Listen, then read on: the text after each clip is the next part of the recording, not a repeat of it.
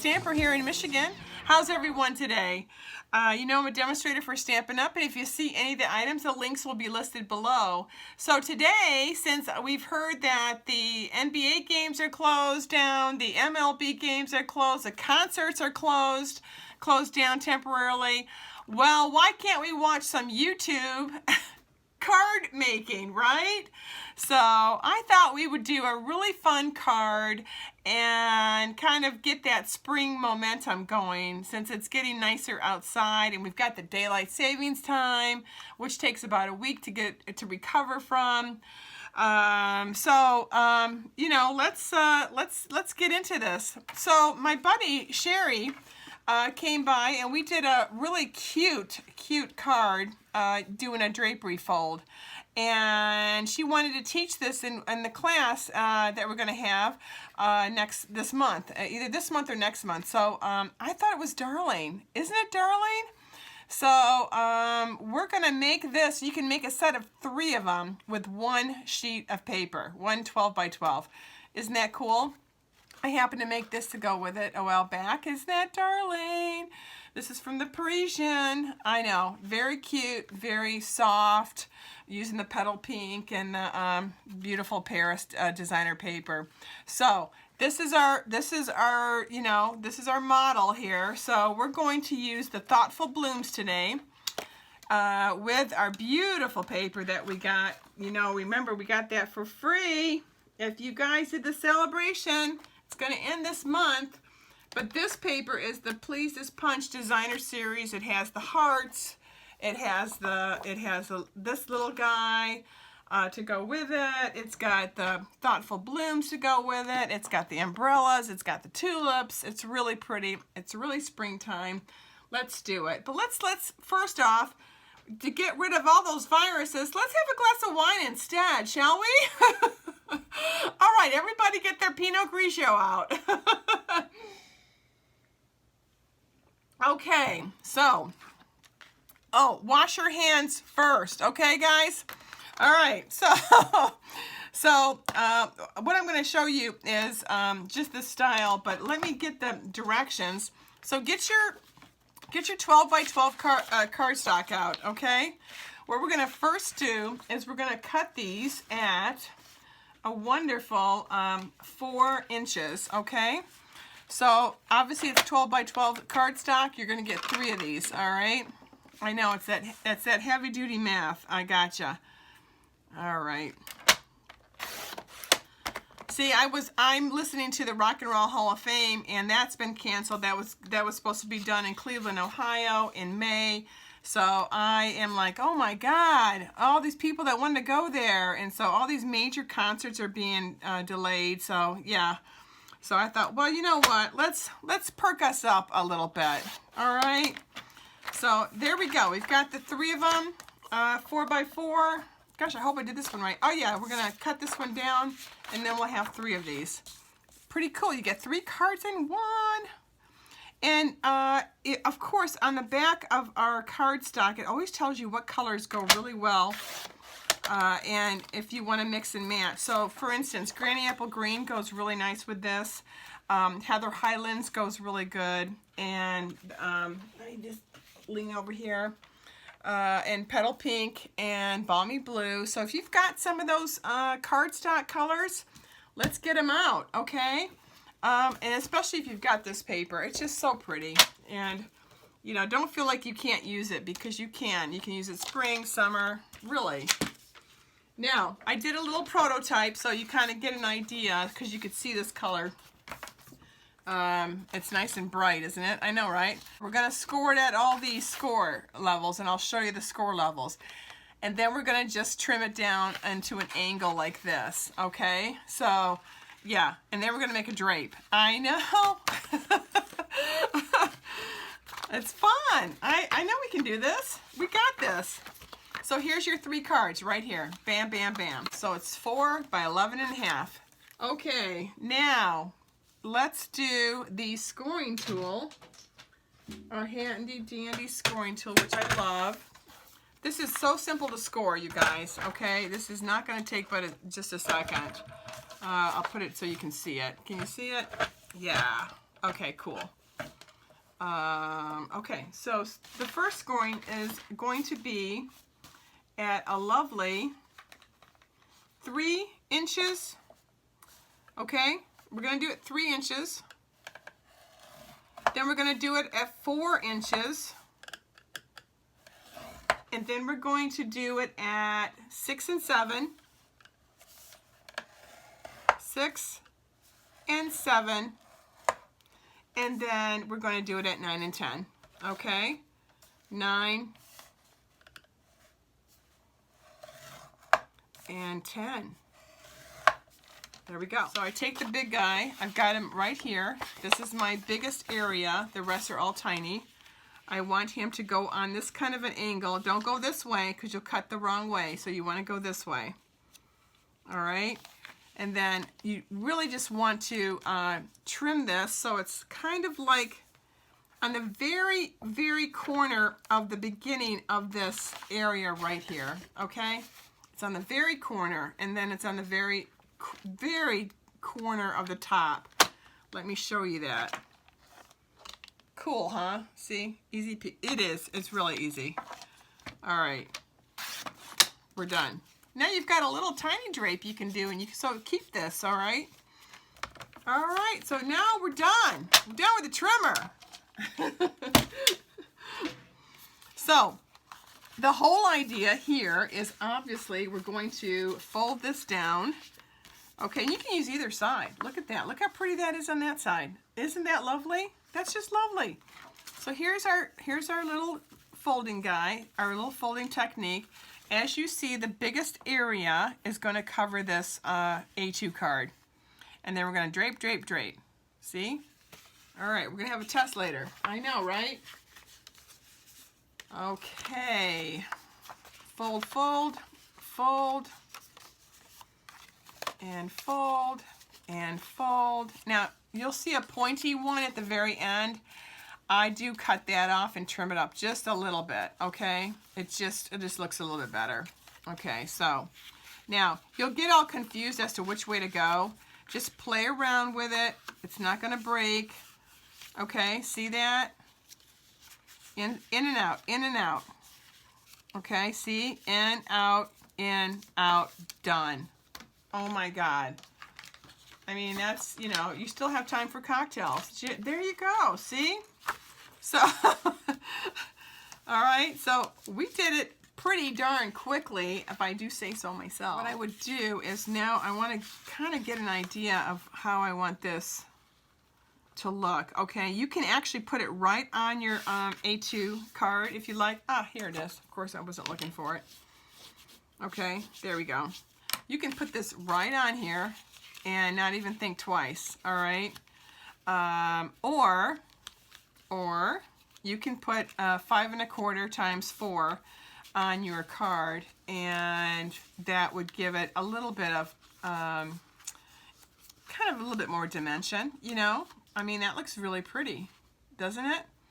You can visualize now what's going to go here. You can visualize kind of what you want to put on here. Obviously, we've got the little punch, so we can just punch these little flowers out. That's the whole idea, and then embellishment, and then oh my God, it's it's worth $1 million. It's so beautiful.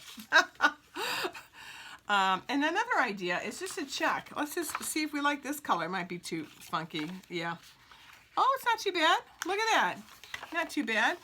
Just to kind of give you an idea. You know, you may not like it, but it doesn't look. It looks cute for springtime, though, doesn't it? I think so. So if you just want to utilize some of these sayings right here, this is great, you know. So you might want to keep an area open so you can do something on an angle like I did here, where I said thinking of you. Okay, I think I used the Magnolia stamp for this one. I love that. I love the fonts on here, don't you? So okay.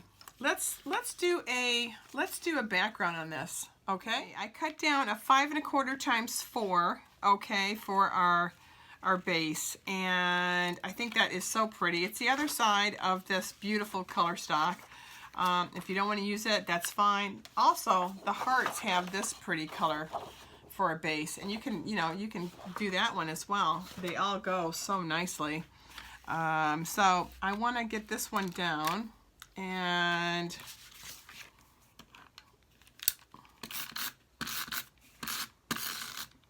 there we go.